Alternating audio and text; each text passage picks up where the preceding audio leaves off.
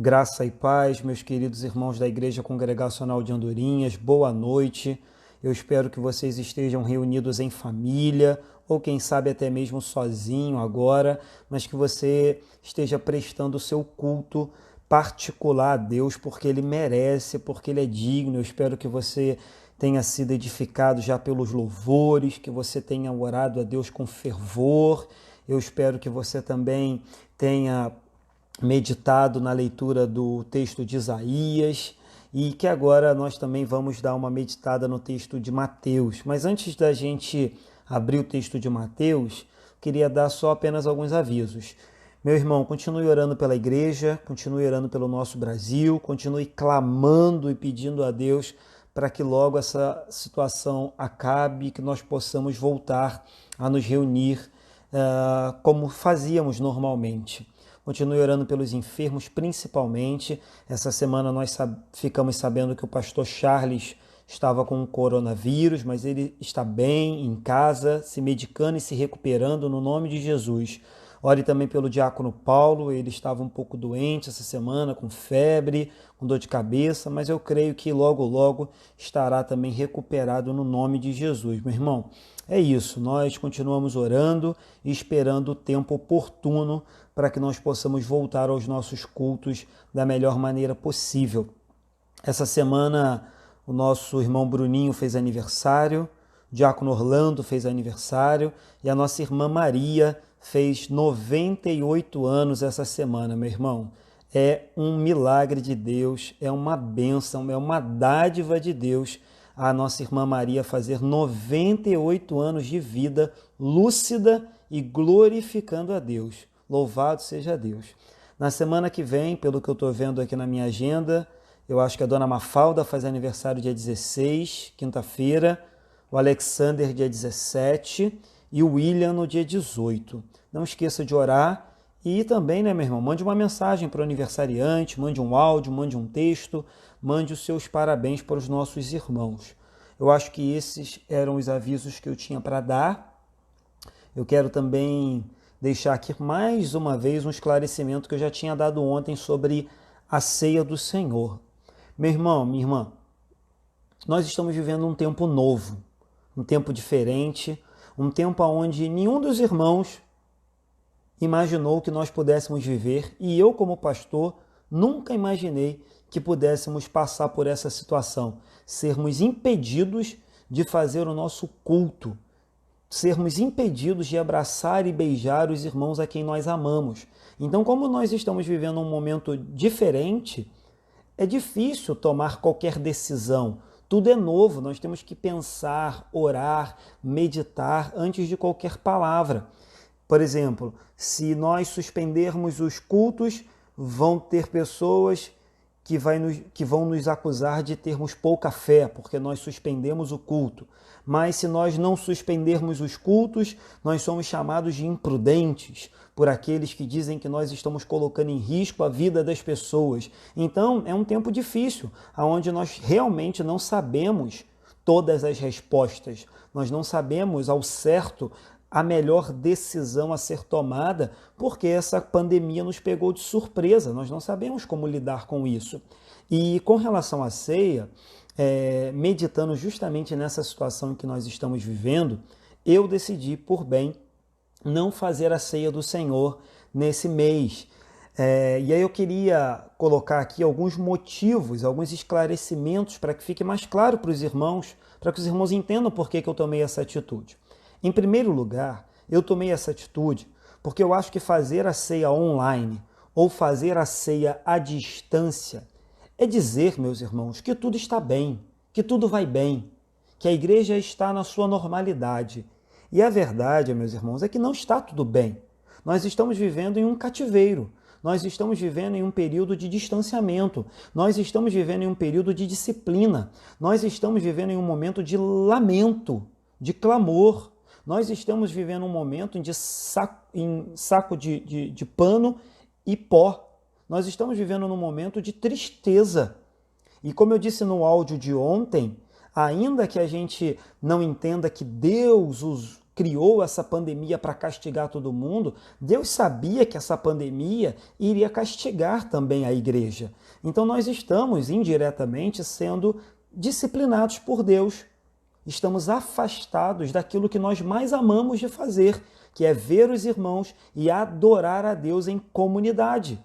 Então, fazer a ceia online ou à distância é dizer que está tudo bem e não está tudo bem. Em segundo lugar, algumas pessoas podem ficar preocupados. Olha, pastor, mas eu vou ficar o mês todo sem a ceia? Meu irmão, você sabia que no decorrer da história da igreja, nem sempre a ceia foi todo mês? Teve um tempo em que a ceia era toda semana. Teve um tempo em que a ceia foi instituída de 3 em 3 meses. E já teve tempo em que a ceia do Senhor acontecia a cada 6 meses apenas. Sabia disso? Mas de uns anos para cá, convencionou-se que a ceia seria sempre no primeiro domingo de cada mês. Mas não há nada de absurdo passar um mês sem ceia, uma vez que na história da igreja já teve períodos em que a igreja tomou ceia de 3 em 3 meses ou de 6 em 6 meses, certo? Em terceiro lugar, fazer a ceia online ou à distância corre-se o risco de banalizar o sacramento, pois nós perdemos o controle de quem toma a ceia e de como é que tais pessoas estão tomando a ceia do Senhor. Então é um sacramento, é algo santo e divinamente instituído por Deus. Então nós devemos ter temor e tremor e não podemos abrir de qualquer forma. Em quarto lugar, o regimento interno da nossa UISB, da nossa União de Igrejas Congregacionais, no artigo 20 diz assim: são funções do ministro ministrar o batismo e a ceia do Senhor. Então, para a nossa UISB, só quem pode ministrar a ceia do Senhor é o pastor, é o ministro. Mas aí ele diz assim no parágrafo único: os pastores podem designar presbíteros, missionários, evangelistas, quando necessário. Então, segundo a norma da nossa ISB, só o pastor e oficiais designados por ele podem ministrar a ceia do Senhor. Então, o nosso regimento interno, a lei da UISB, também proíbe que a ceia seja ministrada por qualquer pessoa. Em quinto e último lugar, eu queria dizer o seguinte, meus irmãos: os pastores têm feito de tudo para minimizar a situação em que nós estamos vivendo, gravando pregações, gravando louvores, gravando devocionais, fazendo como eu estou fazendo a ordem do culto para que os irmãos possam fazer o culto no seu lar. Contudo, meus irmãos, embora tudo isso seja muito útil no momento em que nós estamos vivendo, isso não é o nosso real culto, o nosso culto público.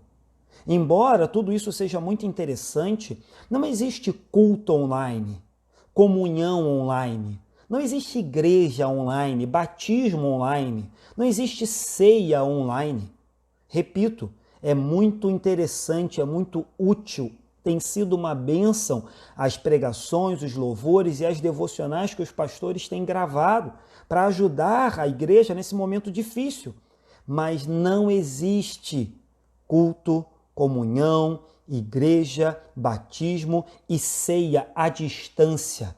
Isso requer comunhão, isso requer presença do corpo de Cristo. Então a ceia, ela é um sacramento. Ela é um sacramento presencial e comunitário, sem o qual ela não pode ser feita. A ceia, ela foi um sacramento instituída por Deus por meio de Jesus Cristo, e ele nos deu o modo pelo qual deveríamos realizar essa ceia: o partir do pão, o distribuir do cálice em comunhão, de forma presencial, comunitária, os santos, os salvos em Cristo Jesus.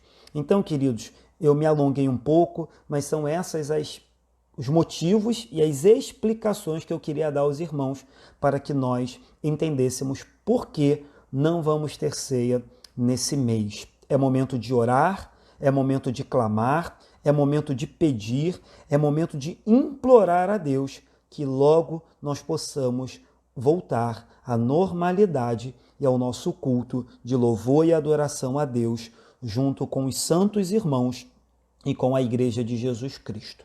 Amém, meus irmãos?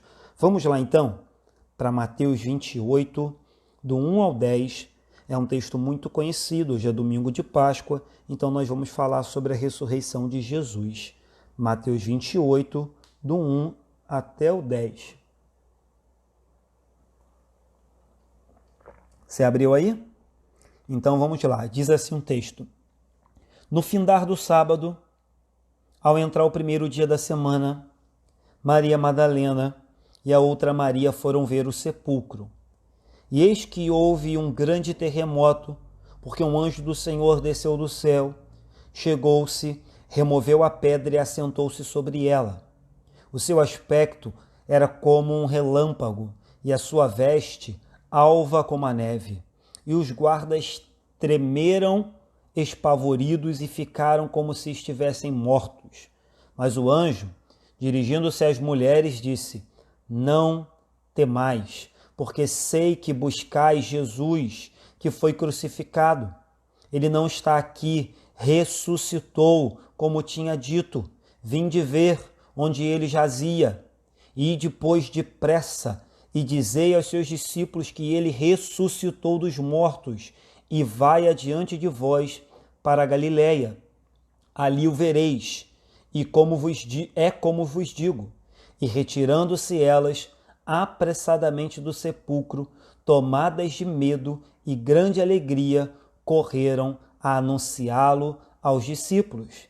E eis que Jesus veio ao encontro delas e disse: Salve! E elas, aproximando-se, abraçaram-lhe os pés e o adoraram. Então Jesus lhes disse: Não temais, ide avisar a meus irmãos que se dirijam a Galiléia e lá me verão. Amém? Vamos orar rapidamente?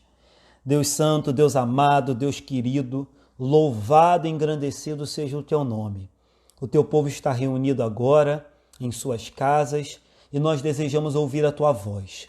Fala com o teu povo. O nosso coração está aberto e quebrantado, esperando que a tua palavra faça morada e gere frutos em nosso coração. Te louvamos, porque um dia Jesus veio, morreu e ressuscitou. Aleluia, louvado seja o teu nome. Amém. Meus irmãos, se nós estivéssemos vivendo dias normais, para a maior parte do mundo, esse final de semana seria um bom feriado para viajar, descansar, passear com a família, trocar presentes e chocolates. E não há nada de errado com isso.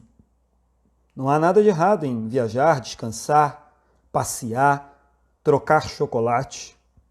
Mas para nós, cristãos, esse feriado tem um significado muito especial. A Páscoa cristã, ela é relacionada, ou ela relaciona-se, ou ela aponta para a crucificação, para a morte e principalmente para a ressurreição de Jesus Cristo. E é sobre isso que, de forma breve, eu queria meditar hoje. Eu já disse isso lá na igreja e quero reforçar. O cristianismo tem duas verdades absolutas, evidentes e incondicionais. A primeira verdade que o cristianismo defende, que o cristianismo expõe, que o cristianismo ensina, que o cristianismo prega, é que Jesus morreu. Embora falar de morte não seja muito agradável ou desejável nos dias de hoje, sim, meus irmãos, Jesus morreu. O nosso Senhor, o autor da fé, o príncipe da paz, o amor em pessoa, o Cordeiro de Deus, o dono do mundo, ele morreu. Uma morte sofrida, mas voluntária. A morte de Jesus é uma verdade histórica, pois ela está registrada nas páginas da história. Mesmo aqueles que não acreditam em Jesus, aceitam que um homem chamado Jesus morreu crucificado lá nos tempos remotos. A morte de Jesus é também uma verdade teológica, para o cristão, a morte faz parte. Ela não é temida, ela não é um bicho-papão, ela não é o final da nossa história, pois a morte faz parte da nossa salvação. Nós entendemos e defendemos que foi necessário a morte de um justo, ou seja, Jesus, o único justo, para que os injustos, como eu e você, fôssemos perdoados e salvos da condenação eterna. A morte de Jesus, então, é uma verdade gloriosa. A morte de Jesus, então, ela é substitutiva, porque ela nos substituiu. A morte que seria nossa, a cruz que seria nossa, ele tomou sobre si. Tem um teólogo, eu não me recordo agora quem, que diz que ele subiu à cruz para que nós pudéssemos subir aos céus. Mas se o cristianismo tivesse apenas essa verdade, que Jesus morreu, a história não seria tão bela. Ela seria, podemos dizer, até trágica. Um justo que morreu por pecadores.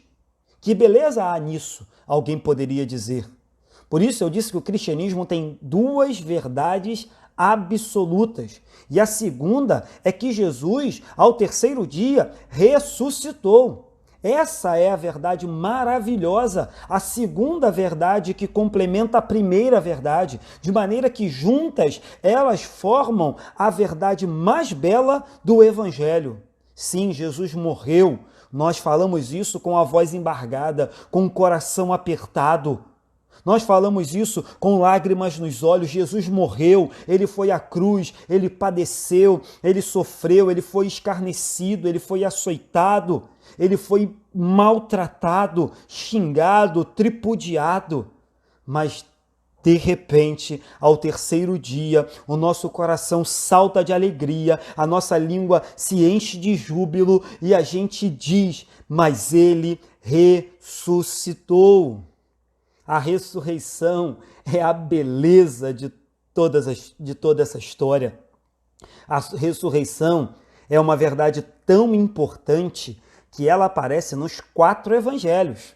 Mateus, Marcos, Lucas e João, todos eles, de acordo com a sua narrativa, nos contam que Jesus foi crucificado, nos contam que Jesus morreu, mas com a mesma certeza, com a mesma convicção, com a mesma verdade, eles nos narram que ele ressuscitou. Então, essa verdade não poderia passar desapercebida. Por isso, todos os 4 evangelhos nos dizem: ei, cristão, ele morreu, mas acalma o teu coração, alegra a tua alma, porque ele também ressuscitou. A ressurreição é o selo final da grande obra de salvação que Jesus veio executar. A ressurreição é a prova de que ele pagou a dívida que havia contra nós. A ressurreição é a certeza de que ele venceu a batalha contra a morte. Sem ela, sem a ressurreição, nossa fé seria vazia, como diz o grande apóstolo Paulo em 1 Coríntios capítulo 15, versículo 17. Ele diz assim: e se Cristo não ressuscitou, é vã nossa fé, e ainda permaneceis nos vossos pecados. Mas porque ele ressuscitou, nós podemos dizer com confiança as palavras de Romanos 8, 34. Quem os condenará? É Cristo Jesus que morreu, ou antes, quem ressuscitou, o qual está à direita de Deus e também intercede por nós. Então, se ele não tivesse ressuscitado, nossa fé seria vã. Mas como ele ressuscitou, nós podemos dizer: quem nos condenará? Porque foi Cristo que morreu e também ressuscitou e agora está à direita de Deus e intercede por mim e por você. Em dias difíceis, como o que estamos vivendo, tribulações, tristezas, enfermidades, perseguição e todo tipo de coisas ruins podem nos abater. Mas nós devemos deixar que o nosso coração seja consolado e confortado com essa verdade. Que verdade, você está me perguntando? A verdade de que ele ressuscitou. A verdade de que assim como a morte não pôde deter o Senhor Jesus, o mesmo acontecerá comigo e contigo, meus irmãos. Tenhamos fé, tenhamos esperança, tenhamos confiança que as promessas de vida eterna são reais para aqueles que creem em Jesus Cristo como seu único e suficiente Salvador. Mas eu quero repetir e frisar: as promessas de vida eterna são reais para aqueles e somente para aqueles que creem em Jesus como único e suficiente Salvador. É necessário crer, é necessário se arrepender, é necessário confessá-lo com os próprios lábios como único e suficiente Salvador. Aí sim, essa gloriosa verdade de que ele morreu, mas ressuscitou, também será verdade na minha e na sua vida. No versículo 5, o anjo diz às mulheres: não temais. Elas estavam vivendo, meus irmãos, os piores dias das suas vidas. Fazia 3 dias que o seu Senhor havia sido crucificado e brutalmente assassinado.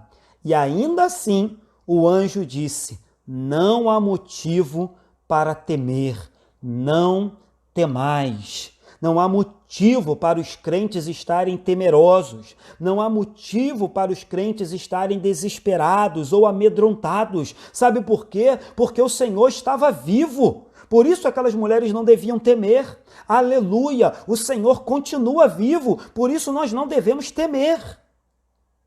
Devemos nos prevenir, nos precaver, devemos nos cuidar, devemos nos proteger, mas temer jamais. Jamais, porque o Senhor está vivo. Enquanto as mulheres se alegravam com essa verdade e as palavras do anjo consolavam os seus corações, o texto nos diz que os guardas ficaram aterrorizados quando viram o anjo. Bom seria se os homens entendessem essa maravilhosa verdade, que ele morreu, mas ressuscitou para salvar os pecadores, para que naquele grande dia, esses homens e mulheres que ainda não entenderam quem é Jesus, não ficassem atemorizados, mas sim ficassem felizes com a vinda do nosso Senhor Jesus. Enquanto as mulheres se alegram, os guardas se aterrorizam. Hoje, muitos estão desesperados, em pânico em suas casas, sem saber em quem confiar e em quem acreditar, porque ainda não entenderam essa verdadeira, gloriosa e bela verdade. Ele morreu, mas também ressuscitou. Se conhecemos, meu irmão, se conhecemos, minha irmã, alguma coisa do verdadeiro cristianismo, nós podemos deixar que nossa mente e coração sejam nessa noite invadidos e consolados pela graça, pela paz, pelo amor e pela verdade de que Jesus morreu, mas ao terceiro dia ressuscitou. Ele jamais esqueceu ou jamais esquece do seu povo. Na verdade, ele diz que pode, porventura, uma mãe esquecer dos seus filhos, mas que ele jamais esqueceria de mim e de você. E não há nada que ele não possa fazer, pois ele ressuscitou, ele vive, ele reina para todo sempre. Amém e amém. Que Deus te abençoe, que Deus te dê uma semana de graça, paz e bênção, porque Ele vive, nós podemos crer no amanhã. Amém? Vamos orar? Vamos terminar essa meditação louvando a Deus. Senhor, louvado seja o teu nome. Nós bem gostaríamos de estar juntos agora, Deus. Como nós gostaríamos de estar na nossa igreja, todos juntos cantando, todos juntos, Senhor, distribuindo a ceia e compartilhando do teu cálice. Mas aprove ao Senhor, ó Deus, que vivêssemos um tempo difícil, mas nós cremos que há consolo, que há conforto, que há paz e que há confiança e esperança na tua santa e poderosa palavra. Por isso vem sobre nós, ó Santo Deus, e obrigado, porque um dia o Senhor enviou o seu Filho Jesus sobre nós. Que essa verdade encontre morada no nosso coração e que jamais se aparte das nossas vidas. Que Jesus morreu, mas ressuscitou e que em breve voltará para nos buscar. Obrigado, Deus, por essa noite, que aonde o meu irmão, a minha irmã, aonde os meus irmãos em família estiverem, que eles sejam alcançados pela tua bênção, Que o grande amor de Deus, o Pai, a graça do nosso Senhor e Salvador Jesus Cristo e as doces consolações do Espírito sejam com todo o povo de Deus espalhado pela face da terra, até que Ele volte para nos buscar, no nome de Jesus. Amém e amém.